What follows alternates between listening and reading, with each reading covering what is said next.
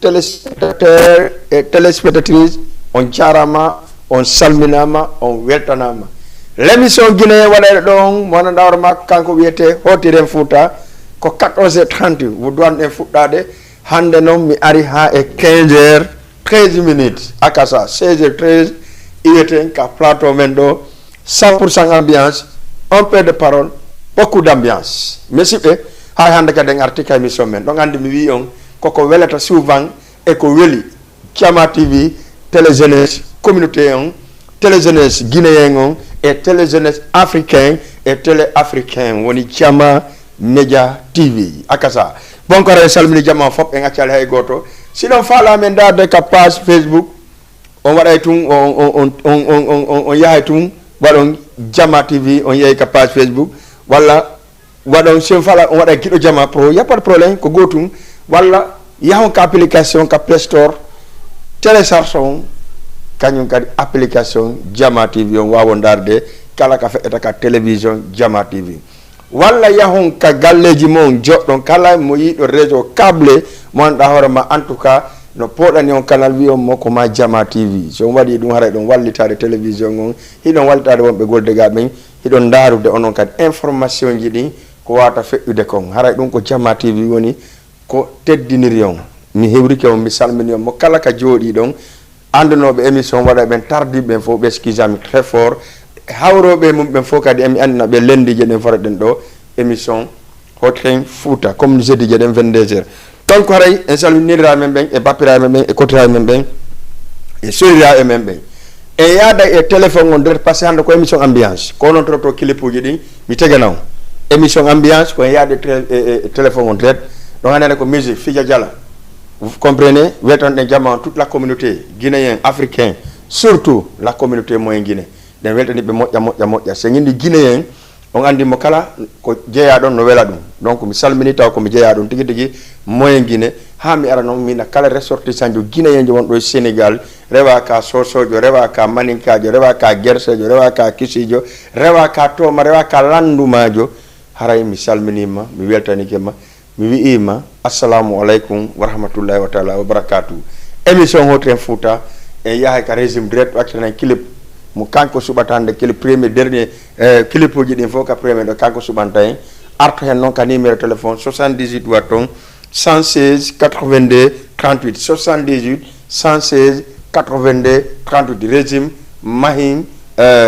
clip maɗɗa ɗon wo régime haray teddungal ma hande acca merci Eje, merci aussi Arafan DJ, merci Saifon Balde, en tout cas kamɓe waɓɓe fikrimɓe fof en salmini ɓe weltanike ɓe moƴƴa kono ko Saifon gagni ɓe jiwon womo ɓuuri ɓe mbuuɗi fof ɓe sonki kono feere ala kanko ɓuuri ɓe haalis donc si yaari noon kadi ko noon wata woni da hitay ko sikkuɗen kon de on espère en sikku en fellita à 95 ɓuuri ɓe mbuuɗi kono noon buuɗino sikka e haray ko noon woni kadi hano ɓuuri ɓe mbuuɗi no wawi wonde quoi donc c'est ça Saifon Balde fikrim haray en salmini Jama fop kala mo darma kadi no anduno de mari émission on ka Hotren Fouta salmine wono nedira men ben encore une fois parce que do andi wakam mara be jodi be dal salmine Ablaye Brosset e yero ko affaire en salmine moƴƴa salmine kay kadi be yof ben fo no darde émission Hotren Fouta on kadi en accali hay goto salmine kadi wonbe mbour be souvent be darde émission on surtout artiste ɓe wonɓe mburu ɓen fof salmine kadi Soulay Paye ko fans club makko fof en accali hay e goto Soulay Paye ko artiste jomo maali vraiment fans club makko no heewi Jama no heewi toon naafimi ala e wolde toon kono la nder toon mi salmini moƴƴa mi artay kadi e mo inchallah e Soulay kum par ce que o wiyanno o voyage hay mi anda si tawi o voyage so voyage al taw mais en fait mi ɗum ɗo sallah jaaɓi salminen kadi kala jibinande ADKP no ko jibinande kenkon e joolil e pellel e voilà haray ko kamɓe gapion ko ɓen ɗon so nani Abdel on noon haray no départ dungil tunni diale ha ari pellel kurawal ley ari pellel mbelendi ha hewti tunni diale wala ha hewtanma pellel kañ kadi hewtanma kenkon encore artama jooli ka miside barkere joolil arti kadi ha memano ma Buruwal Kurawal Sila ha hewto ndeylo afia e ndeylo mangol kamɓe woni aftel ley fello hara en salmini ɓe moƴƴa salmina on ɓe ka miside kadi wonɗe geme ɓen fof kala ko wiya disire ki geme on en salmini ɗum moƴƴa wona seeɗa hara ɗen accali hay e goto salmina Boubacar Lambaji kan kadi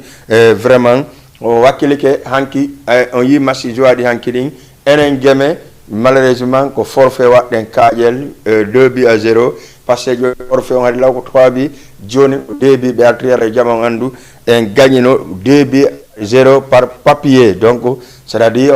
ɓeya wawano arde kamɓe ka joudugol e maɓɓe on première haray dimanche kay ɗon andi ko enen jouata inchallah deuxième heure haray enen e tayre donc kadi wujjanɓe ɗiɗi perti hakken ko heddi ko merci beaucoup e kala jeunesse mo geme en salmini ɗum moƴƴa salmine kadi jeunesse e dongo tuman fof en hakkele hay goto salmine kadi jeunesse on fof Mali ha Koundara monsieur Yaya rapporteur ɓe ballon ɓe ya e salmine monsieur yatude moƴƴa doyen Kelimile le doyen vraiment e salmine o moƴƴa kan kadi e salminen kadi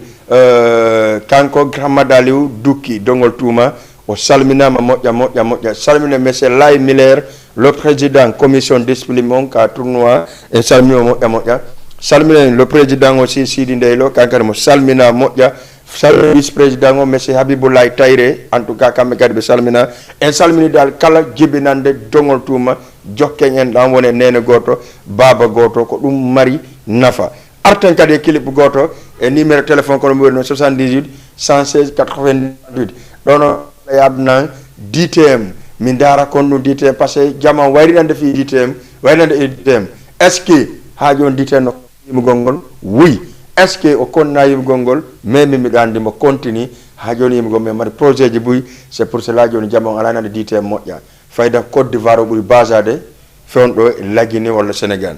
atia mayndaren DTM il est toc il est là atia régime ça waɗi prêt mi waɗi prêt atia Tewla hanki ko Côte d'Ivoire gagnino par 2-1 Nigeria voilà na weli mo metta c'est ɗo andi par ko équipe repc sori ko ɗo joni no wolana o wi bela équipe repc on hino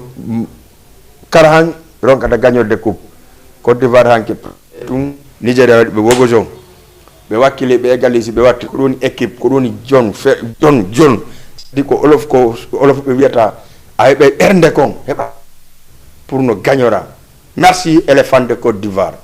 merci tous les participants le camp coupe d'Afrique des nations Côte d'Ivoire feƴƴi hanke hoore jam moƴƴere hande ko les 12 hanke ko les 11 régime a waɗi prêt makonni kanko DTM merci beaucoup régime ara en salmini fof salmina kadi wonɓe ka page Facebook ɓen fof acca 70 watton 116 82 38 78 116 82 38 arton kadi ka émission Hotren Fouta tous les lundis si Allah jaaɓi 14h30 à 16h13 ko ɗum ɗon wonde wadde émission o kanka ɗum fen ɗomo da émission on depuis ka makko e salmino madame Bari Safiatou Camara aussi salmini ɗum e salmina monsieur Thiamala Bari Bantingel le président de l'alliance de la sous-région en salmina Mamadou Binta kadi en salmini ɗum moƴƴa salmina Boubacar Horeya aussi kamɓe kadi ha ka buttiki maɓɓe kaɓe yeyata conci ɗon hara en salmini ɗe moƴƴa salminen kadi kanko Hadja Binta Pellel le président de l'association femmes d'origine sénégalo-guinéen hara en salmini e moƴƴa salminen président on Mama Salou Leymiro kankadi mo salmina moƴƴa en weltanike e moƴƴa e équipe on fof e salminen Ibrahima Sori Ibrahima Diallo e salminen kadi wano e Baldele Boss kanka depuis Krayof en salmini e moƴƴa par ce que e Kaba Sangareya hanki ɓe voilà hanki ɗo gandi welno affaire ji ɗin minen ko noon voilà o yi noon mi holla on ɗo hunde wotere o yiko jungan ɗo wattano ñila e manifestation ji ɗi yaltingo motoji ɗin ɓe agressé de c'est à dire woɓɓe ko woɓɓe ɓen wona fi goɗɗum woni yaltidde ko fi no agressira yimɓe jogiiɓe piihoy koye ɓen min seeɗa ɓe agressé am ni ñande seeɗa ɗi ɓe piyamni moƴƴa vraiment kono noon ɓayi ɗon andi bawɗi Allah ɗen on tigi no woodi onino paye kon Conakry kala hullirta piiji goo donc ara en salmini jamma on fof mais alhamdulillah on tino e jang vraiment hara ko watta ngo ila si benita yalte jama hara yaltali parce que andi ko enen jogi ko bonnane kambe kanko ko bonnata be ko bonnanta en ko welata be kono ko bonnete ko enen jogi hara be wi no gasa yo Allah dandu en non en toriki Allah yo Allah dandu en be wi no jam so waday be waday prom donc yo Allah dandu en hara be waday vraiment Allah ya yaltu e oro jang golle mo kala ya golla nata hota ka mum walo dano ala 78 116 82 38 ko doni numéro salmine siram kon kadi salminama salmin jafam mata wansa aussi kanka do salminama moƴƴa salminen kadi binta madame ba ɗum ko madame sidi ndelo aissatou negui hajja mariama ɓe fo ɓe salminama en accali hay goto salminen kadi monsieur wuri diafuna en salmino grand alpha sara kadiel aussi salminama salmine minma bureau laji vdt on foof en accali hay e goto délégué 11 district on fop en accali hay e goto kala délégué jo mum en salmini ɗum en weltanike ɗum moƴƴa Idrissa salminama kanko e koto makko salminen kadi wano Amadou depuis to e Boun e Paté depuis Boun salminen kadi Diawo depuis Boun vraiment salminen kadi joueur gemɓe fof Mamadou Baylo si en salmini capitaine on en salmini ɗum moƴƴa maydare Mousto Camara arten ka plateau men parce que hande sayon no weli acca régime Mousto Camara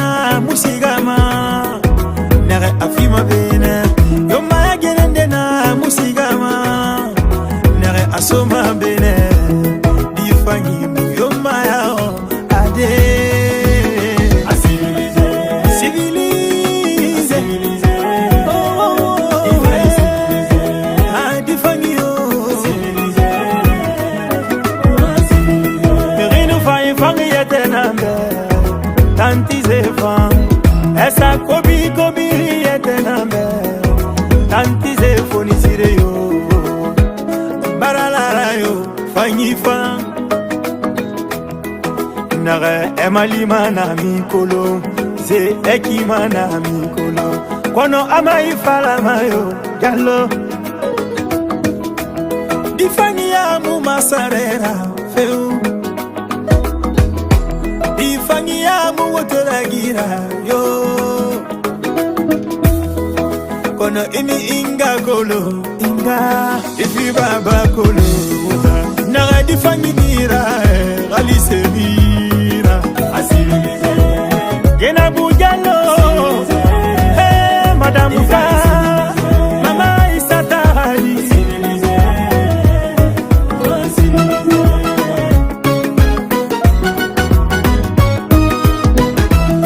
Merine Dundi Wangi Famato, Halama.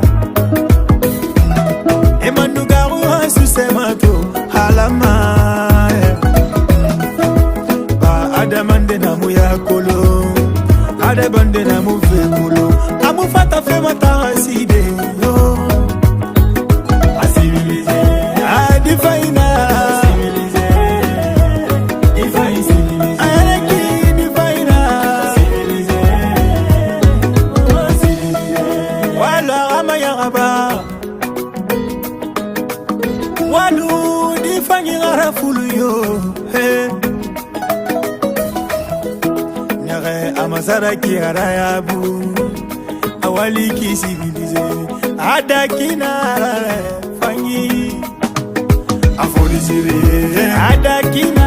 afonisire difa infonisire afonisire afonisire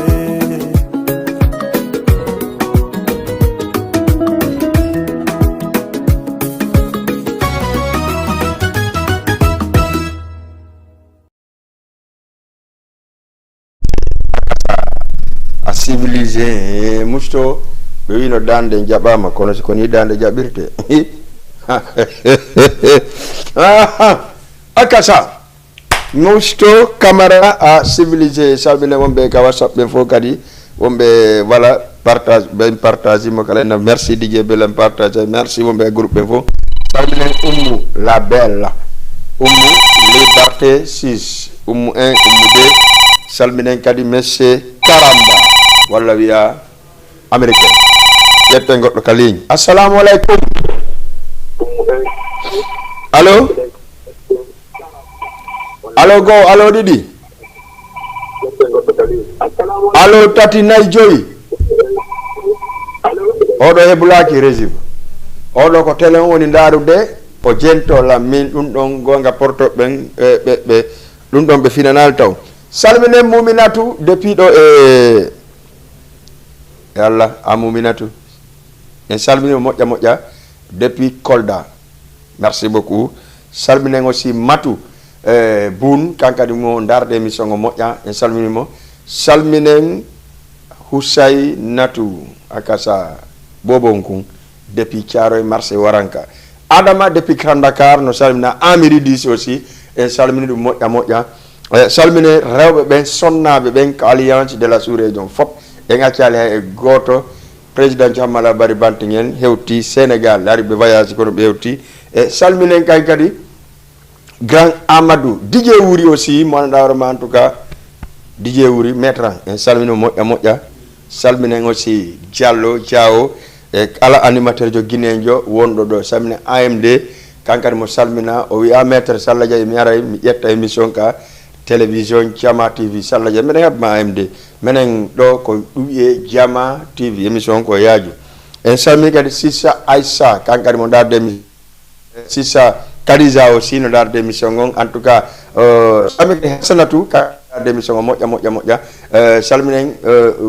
Camara taxi moto jogi ɓe cak men fof kadi en salmini ɗum ittandema e min noon voilà ara mi salmini jama on fof e salminen kan kadi pay koye meɗen daroda ka fewndo RTS en salminiɗe moƴƴa ɓe fof e kali hay e goto salminen wuuri salminen Billo création Petit Bari depuis Sande course donc ɗon andi o wino DJ Bela yahan ko wattoɗa kono tawi hande feere heɓaki Salla jaaɓi en e jeeti inchallah Billo merci beaucoup ara en salmini téléspectateur ɓen fof 78 watton 116 82 38 78 116 82 38 arten ka émission men régime clip s'il vous plaît parce que hande ma ɓe wari consomme de clip uji ɗin ka Jama TV ɓena DJ Bela wari mi waɗande ambiance hande mi waɗna ambiance 100% acca régime may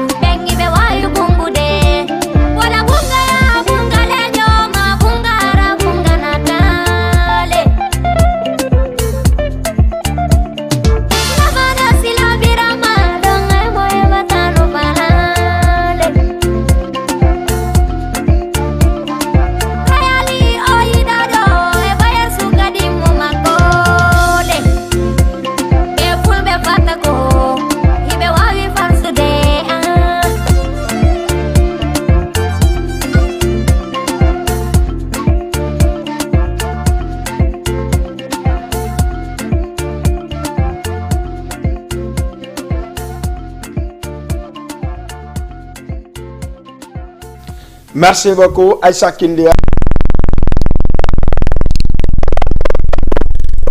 Fatulin Sambari o waɗi ɗo donc kono andi Fatulin sa yimayno bungu leƴoɗa fulɓe wuro fulɓe benna e ɓe voilà kanko Fatulin Sang arda hinnomo yaafo damo e ɓiɗɗo makko noyne bébé Linsan aɗon andi ko wonnoɓe yimugol moƴƴa e culture guinéen on ɓe suteri ɗum moƴƴa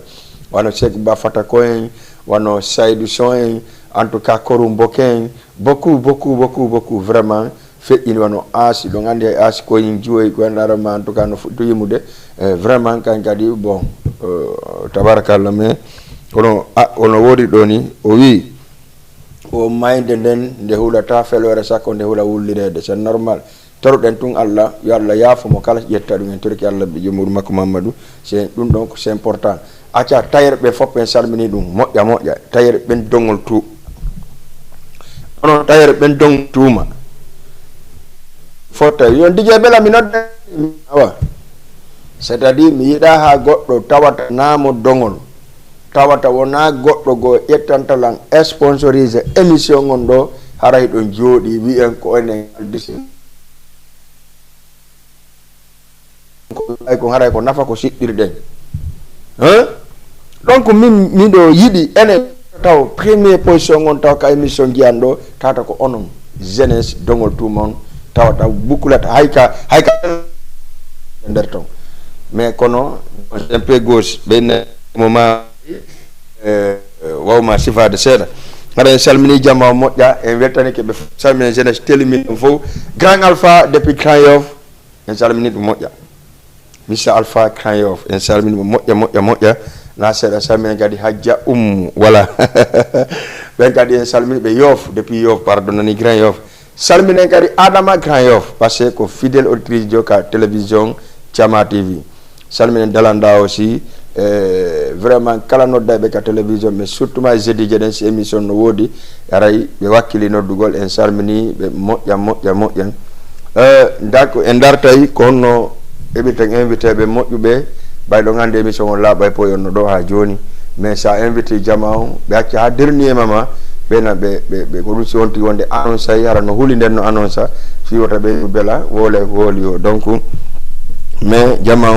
on halda émission laaɓay po ha ɓatto après bon tawata ko goɗɗum go ɓe keepi merci beaucoup haray jama fof weltanama ka ñalorma ɗo may régime clip encore hande minnuma ko spécial un peu de parole beaucoup de clip ka Thiama TV ka émission Hotren Fouta régime wota ɗano par ce que ɗareni fewndo voilà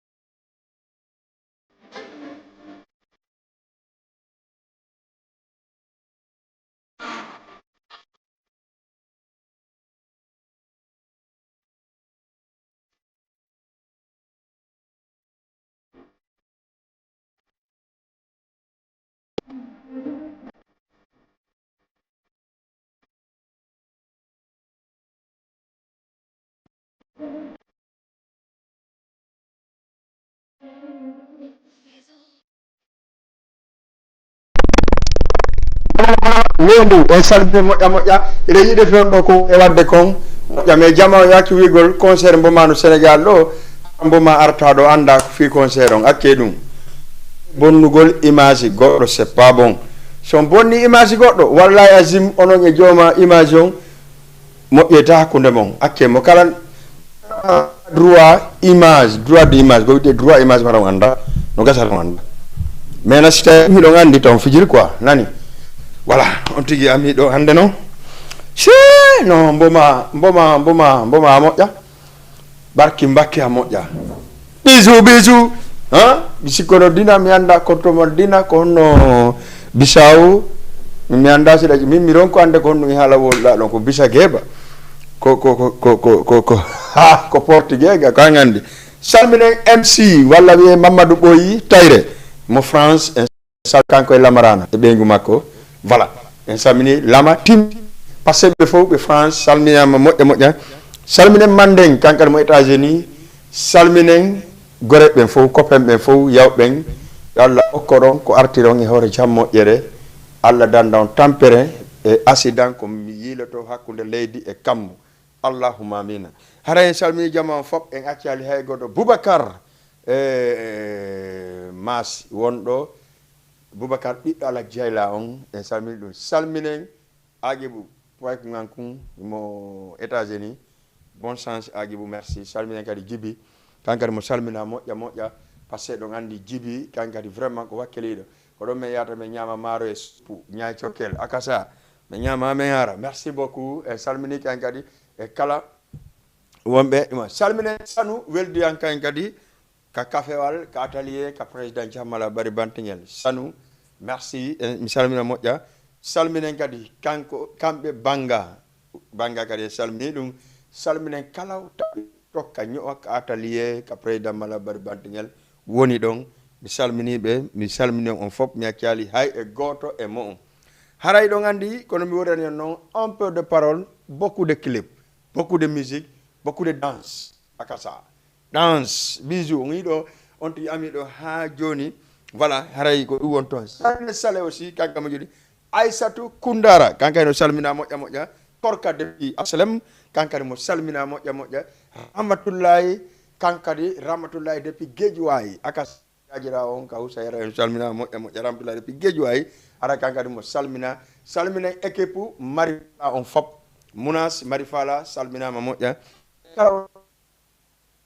taɗo kadi émission ka page Facebook mi tori on yon partage émission ji ɗin like on ɗi ko ɗum ɗon wallata émission ji ɗin kadi ko ɗum ɗon kadi onon kadi mi anata vraiment ko haray ɗon wakkili e piiji ɗin waltagol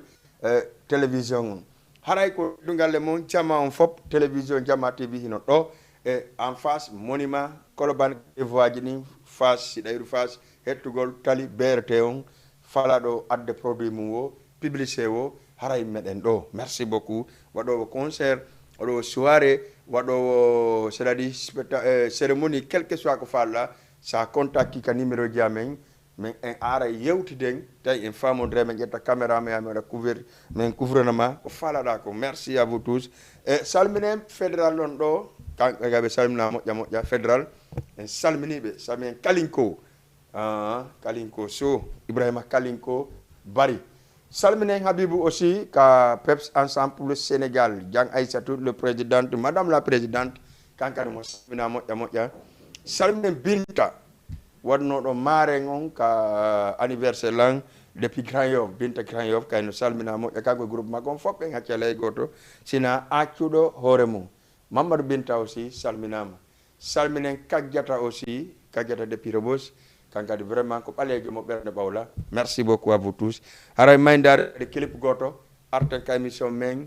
hotiren Fouta joni noon émission on gasa so émission on gasi ɗo gandera e bella joli kanno ko lawol yo Allah dandu machine ji bonɗi ɗin e annuye bonɗe ɗen ka lawol Allah hokkoren ko falɗen dandan ka hulɗen en tout cas ɓayɗo gandi ko ndiyan ɗan ko leggal ngal wonti ka nder ndiyam wo wontata noora ha ngata goɗɗo koye wontun leggal ko pulal noon mi yewti on si leggal ɓooyi ka nder ndiyam wontata noora ko toujours ko leggal wontata walla ñola ha ndiyam ɗan ƴakkata leggal ngal kono jamais no wontanora sakko wona ko ɗon jeeyaɗa acca clip s'il vous plaît régime mais onon so wi men tagal clip uji ɗen ka télévision men tagal ɗi ka min fijiranali on ɗi est ce que sababu arrangé non merci beaucoup acca émission on ça nous reste combien de minutes 10 minutes exactement régime addu kadi gokkum par ce que nane nga suɓi ɗo welkum addu gokkum mi alama e ton par ce que joni amaƴirilam mi entraîne ke moƴƴade mi wari entraînade kono koyngal no musde quoi ɗe paylaki recherche ɗe hulataɗe ɗum annotako gonga DJ Bouba salmino ɓe makko ɓe hulataɓe ɗum annotako ɓe haɓɓitiwo ɓe atta kaylan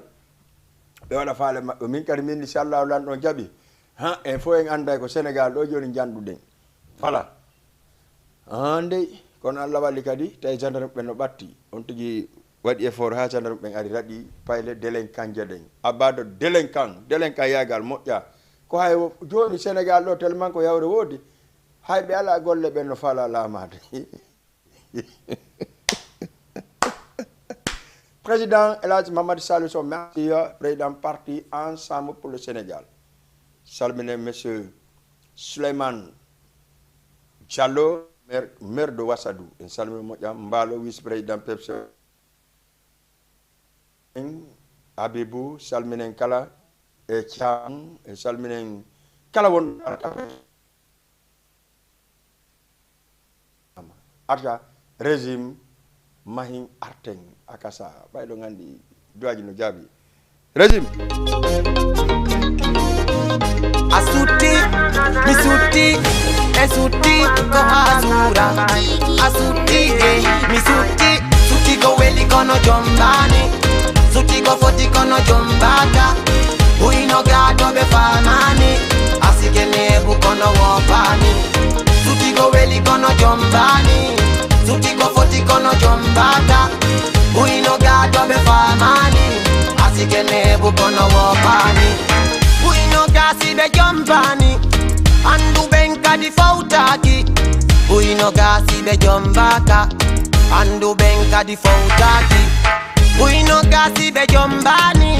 andu benka di fautaki uino gasi be jombaka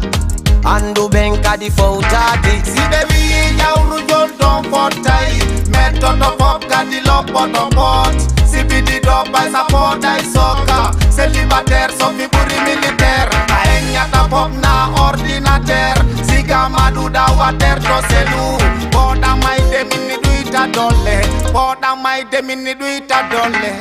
suti go weli kono jombani suti go foti kono jombaka uino gado be famani asike nebu kono wopani suti go weli kono jombani suti go foti kono jombaka uino gado be famani asike nebu kono wopani e churba fula wa ai kasare be suti resto woni no porto ida be wo kadi be hotto nyande wo ya di leide porto turba fula wa ai kasare be suti resto woni no porto ida be wo kadi be hotto nyande wo ya di leide porto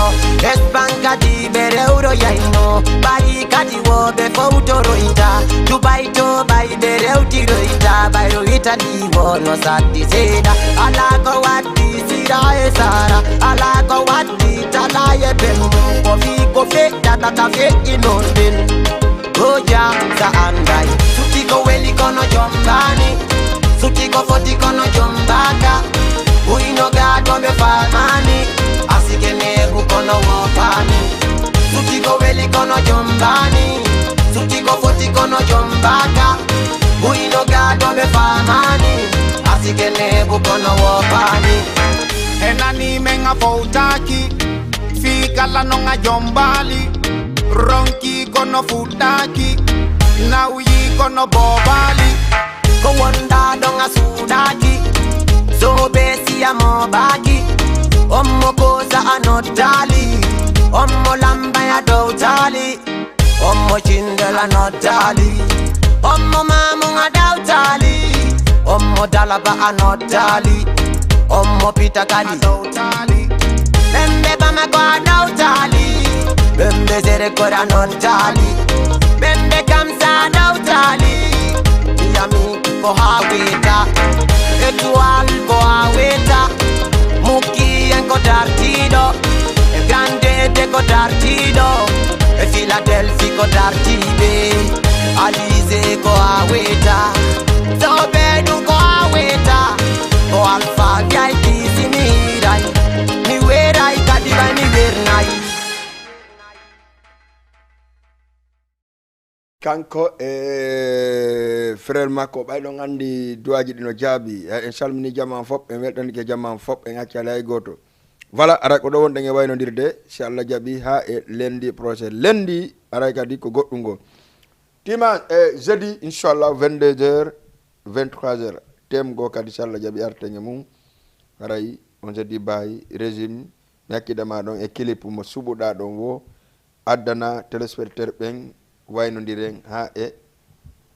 sarla jaabi e jeudi 22h 23h ka émission men daroyiɗa merci ciao régime